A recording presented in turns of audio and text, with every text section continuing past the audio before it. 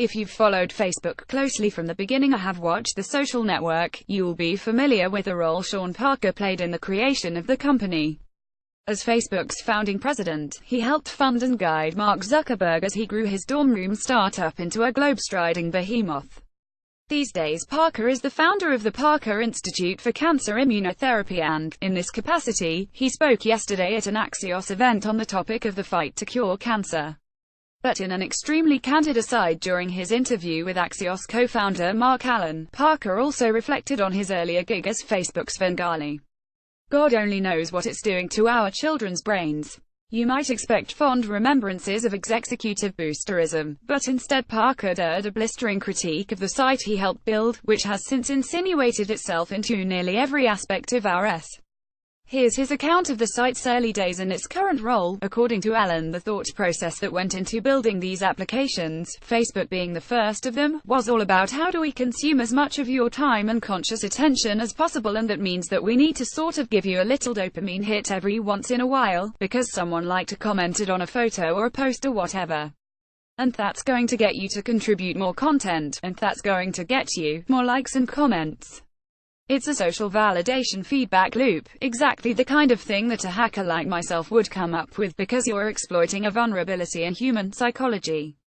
The inventors, creators, it's me, it's Mark Zuckerberg, it's Kevin Systrom on Instagram, it's all of these people understood this consciously.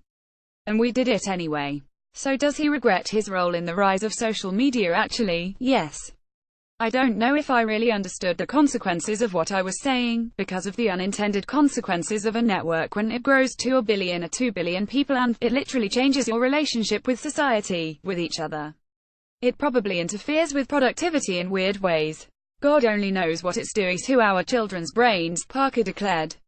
Joining a chorus of insider criticism, Parker is neither the only tech luminary to grow concerned about the effect of the things he helped build on children's brains, nor the only industry insider to go public with these and other concerns. In fact, as Business Insider helpfully points out, this is a trend that seems to be gaining momentum. Tristan Harris, a former Google employee, has been outspoken in his criticism of how tech companies' products hijack users' minds. If you're an app, how do you keep people hooked? Turn yourself into a slot machine, he wrote in a widely shared Medium post in 2016, the site's Rob Price notes. Meanwhile, Lauren Brichter, the designer who created the slot machine-like pull-down to refresh mechanism now widely used on smartphones, said, "I've spent many hours and weeks and months and years thinking about whether anything I've done has made a net positive impact on society or humanity at all." Price quotes. What's the takeaway for you? Computer scientist, author, and tech commentator Cal Newport, for one, is hoping that Parker's public apostasy might spur more people to rethink how or even if they use these sites.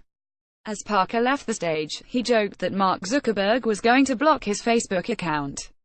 Perhaps it's just wistful thinking on my part, but it seems to me that it's Zuckerberg who should be worried that more and more people might start carrying out this blocking all on their own, he commented on his blog.